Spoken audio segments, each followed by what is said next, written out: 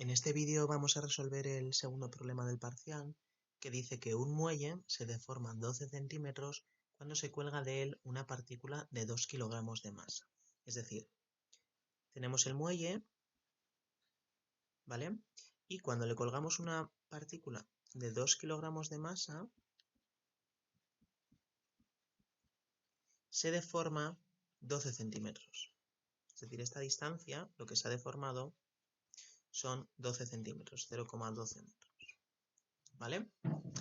Y luego, a continuación, se separa otros 10 centímetros de la posición de equilibrio, es decir, esto va a ser la posición de equilibrio. Nos dicen que se separa otros 10 centímetros.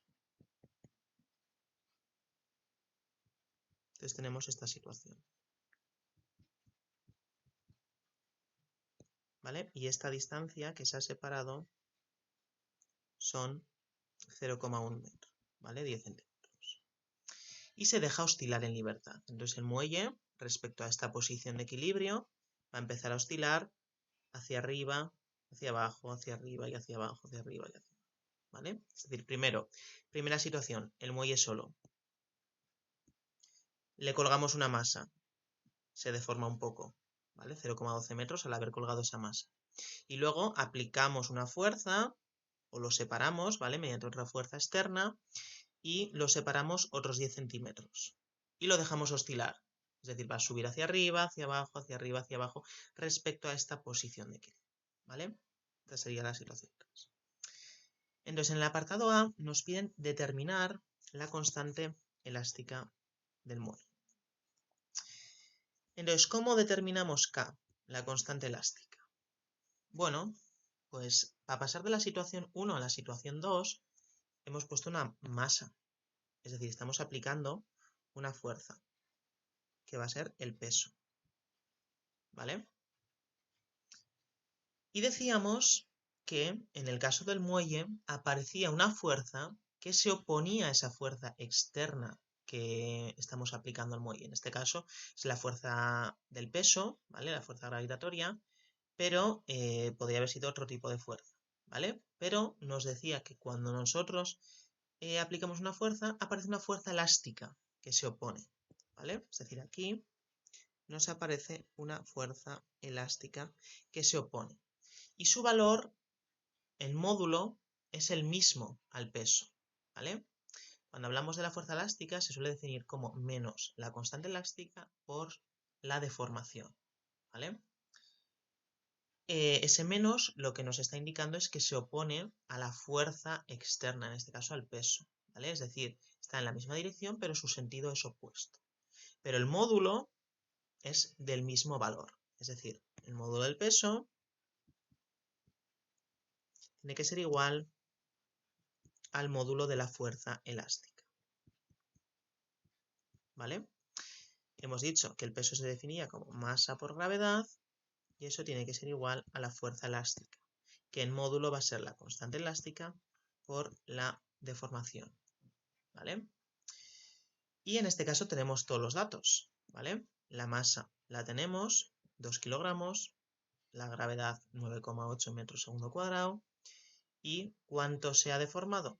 0,12 metros, ¿vale? Esto es lo que se ha deformado el muelle, ¿vale? Desde aquí podemos despejar la constante K, que va a ser masa por gravedad entre la deformación, la masa 2 kilogramos, la gravedad 9,8 metros segundo cuadrado, la deformación 0,12 metros, nos da que la constante elástica son 163,33 newton entre metro, ¿vale? Ese es el valor de la constante elástica K del muelle. Vale. En el apartado B nos piden calcular el periodo del movimiento. Entonces, para calcular el periodo del movimiento, con los datos que nos dan, puede parecer un poco complicado, pero nos tenemos que acordar que existe una relación entre la constante elástica del muelle y la velocidad angular. Y, si os acordáis, era la constante elástica es igual a la masa por la velocidad angular al cuadrado, ¿vale? Que salía de la segunda ley de Newton. Entonces, a partir de aquí, podemos despejar la velocidad angular y de la velocidad angular el periodo, ¿vale? Es decir, la velocidad angular va a ser la raíz cuadrada de la constante elástica entre la masa. La constante elástica la acabamos de sacar, son 163,33 newton entre metro y la masa eran 2 kilogramos. Por tanto, la velocidad angular son 9,04 radian entre segundo. Y una vez hemos obtenido la velocidad angular, el periodo se define como 2pi entre esa velocidad. Y 2pi entre 9,04, el resultado es 0,695 segundos, ¿vale? Y ese es el periodo del movimiento.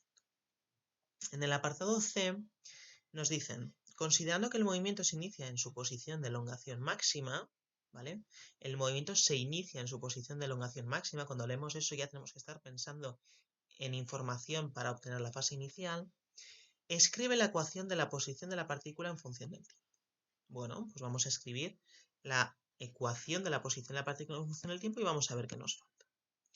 Sabemos que la posición de la partícula en función del tiempo se escribe como x es igual a la amplitud por seno omega t más phi sub c. La amplitud, ¿la tenemos? Vamos a ver. Nos han dicho, del paso 2 al 3, nos dicen que separamos otros 10 centímetros de la posición de equilibrio y que se deja oscilar en libertad. Es decir, yo si un muelle, la masa del muelle, la cojo de su posición de equilibrio y la separo 10 centímetros y la dejo oscilar, esa es la posición máxima, la elongación máxima que va a tener esa masa, ¿vale? Se va a poner a oscilar, pero no va a ir más abajo, a no ser que se vuelva a aplicar otra fuerza externa. Es decir, la elongación máxima son estos 10 centímetros que nos han dado. Ese es lo máximo de alejada que va a estar la masa de la posición de equilibrio. Y eso se define como la amplitud. Es decir, la amplitud son 0,1 metros. ¿Vale? Directamente ya la tenemos. Por seno, la velocidad angular la hemos sacado. 9,04.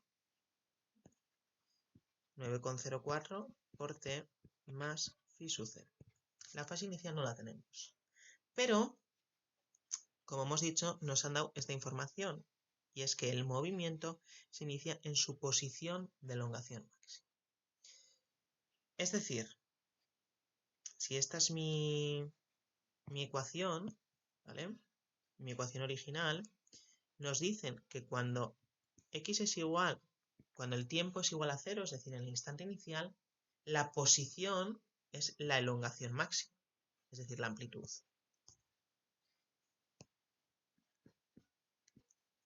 ¿Vale? Entonces, de nuestra ecuación original, si sustituimos t igual a 0, tenemos que a por seno omega por 0 es 0, de phi sub 0 tiene que ser igual a. La amplitud la paso dividiendo, seno de phi sub 0 igual a 1. ¿Y cuándo es el seno? 1. Cuando phi sub 0 son 90 grados, es decir, pi entre 2 radianes. Y eso es la fase inicial.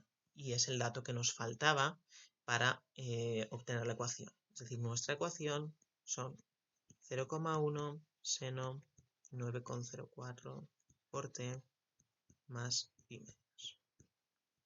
¿Vale? Metros, si queréis. Esa sería la ecuación de la posición en función del t. ¿Vale? Y ya solo nos queda el apartado D, que dice calcula la energía cinética máxima de la partícula. Sabemos que en este tipo de problemas la energía mecánica se conserva, ¿vale? Ya habíamos dicho que la partícula, la energía cinética se va transformando en energía potencial elástica, ¿vale? Entonces, si nos piden calcular la energía cinética máxima, hay varias formas de hacerlo. La primera forma puede ser la energía cinética máxima va a ser un medio de la masa y cuando la velocidad sea máxima. ¿vale? Entonces, una de las formas puede ser obtener la velocidad máxima. ¿Cómo obtenemos la velocidad máxima? Si os acordáis, la velocidad es la derivada de la posición respecto del tiempo. Entonces, si derivábamos la ecuación de la posición, a por seno de omega t más phi sub 0, nos salía amplitud por la velocidad angular, que salía de derivar el seno, y cuando derivamos el seno tenemos el coseno. Si os acordáis, decíamos que las funciones seno y coseno estaban acordadas entre menos 1 y 1, por lo tanto el valor máximo que puede coger en valor absoluto es 1. Entonces la velocidad máxima es a por la velocidad angular. La amplitud ya la tenemos, 0,1 metros. La velocidad angular la habíamos sacado, 9,04, lo que nos da una velocidad máxima de 0,904 metros segundo. Una vez hemos obtenido la velocidad máxima, la energía cinética máxima va a ser 1/2 de la masa, 2 kilogramos, por la velocidad máxima al cuadrado, ¿vale? Y esto nos da 0,817 julios, ¿vale? Esto es una forma de obtener la energía cinética máxima. Otra forma puede ser pensando en energías, ¿vale? Habíamos dicho que en este tipo de sistemas la energía mecánica es constante, la energía mecánica se conserva. Entonces, la energía cinética máxima, cuando es máxima, equivale a la energía mecánica, ¿vale? Si os acordáis, tenemos algunos puntos representativos. Vamos a recordar. Cuando la partícula se encuentra en su posición de elongación máxima, en la amplitud, ¿vale? Vamos a escribir, por ejemplo, cuando está en el punto A, en ese punto la velocidad es nula, ¿vale? Por lo tanto, la energía cinética es nula y la energía mecánica equivale a la energía potencial elástica, ¿vale? En el punto A, en ese punto A, la energía mecánica es igual a la energía potencial elástica, ¿vale? ¿Por qué? Porque la velocidad es cero y por tanto la energía cinética es cero. ¿Y cuánto vale la energía potencial elástica en ese punto? La energía potencial es 1/2 de la constante elástica por la x, ¿vale? La elongación al cuadrado. Pero en ese punto A la elongación es máxima, por lo tanto es la amplitud, ¿vale? Y entonces, a partir de aquí, 1/2 de la constante elástica que la habíamos sacado, y eran 163,33 por la amplitud 0,1 al cuadrado, obtenemos que la energía potencial elástica en el punto A, por tanto la energía mecánica, son 0,817 julios. Y sabemos que en el punto B, ¿vale? Cuando está en la posición de equilibrio, ¿qué ocurre ahí? Cuando está en la posición de equilibrio, el punto B, la elongación es 0, ¿vale? No está desplazado ninguna distancia de esa posición de equilibrio. Por tanto, la energía potencial elástica es 0. Y sabemos que en esa posición B, justo cuando pasa por la posición de equilibrio, la velocidad es máxima. Y por tanto, vamos a tener la energía cinética máxima y equivale a la energía mecánica. ¿Y cuánto vale la energía mecánica? La energía mecánica se conserva. Bueno, pues 0,817 julios. Esa va a ser la energía cinética máxima que va a tener, ¿vale? Si os acordáis, hacíamos un gráfico que igual puede ser, nos puede ayudar a aclararnos un poco, y es, si nosotros dibujamos en función de la posición las energías, ¿vale? La energía mecánica es constante en todas las posiciones del muelle, ¿vale? Y la energía potencial elástica que cambia como 1/2 de k por x al cuadrado, ¿vale? Es una parábola. Una parábola de este estilo. ¿Esto qué nos dice? Que la energía potencial elástica vale 0 cuando la x, cuando nuestro muelle está en la posición de equilibrio. Esto sería el punto B de nuestro sistema, es decir, cuando está en la posición de equilibrio, ¿vale? Y en cambio, cuando está en la posición A, es decir, cuando está lo máximo estirado, ¿vale? Cuando esa posición vale A, la energía potencial elástica justo equivale a la energía mecánica, ¿vale? Y lo mismo cuando está desplazado en menos A, ¿vale? Cuando está aquí, en este punto, también la energía mecánica equivale a la energía potencial elástica.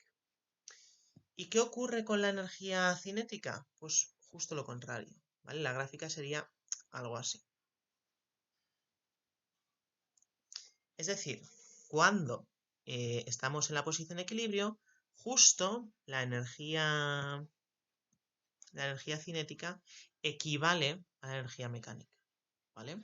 Y cuando estamos en la máxima elongación, la energía cinética es mínima y por tanto es nula, ¿vale? La velocidad es nula, por tanto la energía cinética es nula, ¿vale? Entonces, si nos piden calcular la energía cinética máxima, podemos calcular la energía potencial máxima, ¿vale? O podemos calcular directamente la energía mecánica, ¿vale? Es una forma diferente, mediante energías, de calcular la energía cinética máxima. Otra forma es calculándolo a partir de la ecuación de la posición en función del tiempo, calcular cuál es la velocidad y ver cuál es su velocidad máxima, ¿vale? Como veis, ambos resultados,